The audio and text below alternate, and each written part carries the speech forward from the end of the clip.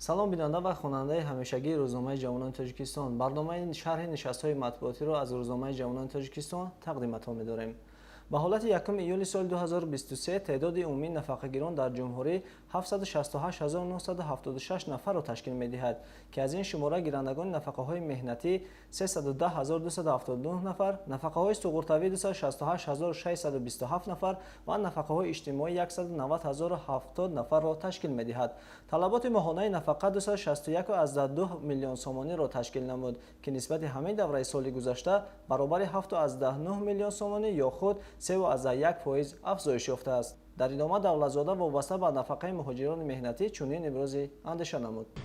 дар асоси нафақаҳои суғуртавӣ ҳамин чӣ қадар маблағе ки андози иҷтимоӣ пардохт карда шудааст, аз рӯи ҳамино нафақа чӣ дар ҷумҳурии Тоҷикистон, чӣ дар Федератсияи Россия яхела амалӣ карда мешавад.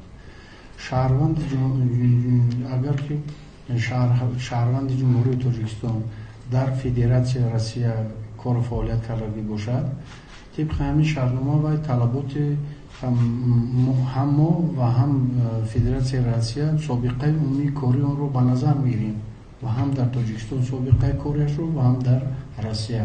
Ва аз рӯи ин фақат нафақае ки ду қисмат таъини нафақа мешавад. дар қисмате ки дар Тоҷикистон кор кардааст ҷумҳурии мекунад ва қисмате ки дар Федератсияи Россия кор кардааст Федератсияи Россия.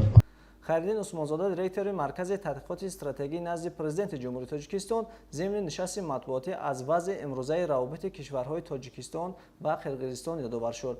ӯ зимни суханронии худ қайд намуд, ки айни замон байни ин ду кишвар равобити дӯстона ҷараён дошта, ҳар ду кишвар кӯшиш намуда истоданд то бо роҳи маслиҳатомез ва бе мудохилаи кишвари сеюм боқимондаи хатти сарҳадӣ байни кишварҳоро муайян созанд. ман итминони комил дорам, ки масъалаҳои дигар вобаста ба марз ва боз намудани гузаргоҳи сарҳадие ки миёни ин ду кишвари ҳамсоя аст, ҳалли худро меёбанд ва айни замон гуфтушунидҳо миёни тарафҳо идома доранд, гуфт Хайриддин Усмонзода. дар 6 моҳи аввали соли равон нархи миёнаи воридотии 1 тонна бензин $574, 1 тонна сӯзишвори дизелӣ $783 ва 1 тонна гази моеъ $403 ташкил додааст, ки дар муқоиса нисбат ба ҳамин давраи соли гузашта нархи бензин $213, сӯзишвори дизелӣ $171 ва гази моеъ $73 коҳиш ёфтааст. дар ин бора Қурбонзода Сафаралӣ, муовини якуми сардори хадамоти зиддиинҳисорӣ зимни нишасти хабарӣ иттилоъ дод.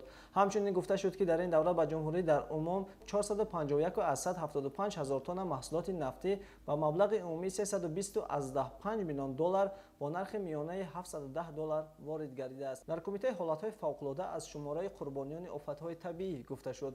ба иттилои Рустам Назарзода, раиси Кумитаи ҳолатҳои фавқулода ва мудофиаи гражданӣ назди ҳукумати ҷумҳурии Тоҷикистон, бар асари офатҳои табиӣ дар 6 моҳи аввали соли равон 30 нафар шаҳрвандони кишвар ҷони худро аз даст додаанд.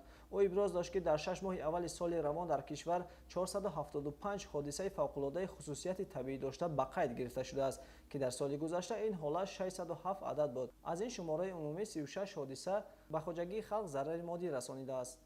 инчунин имрӯз дар донишгоҳи давлатии молия ва иқтисоди Тоҷикистон ва донишгоҳи байналмилалии забонҳои хориҷии Тоҷикистон ба номи Сотим Улуғзода оид ба ҷамъбасти 6 моҳаи 1 соли 2023 нишастҳои матбуотӣ баргузор гардид, ки шумо метавонед аз сомонаи рӯзнома www.javonon.tg мутолиа намоед. беҳрӯз қаюмзод будам, навбатдори имрӯзаи барномаи шарҳи нишастҳои матбуотӣ.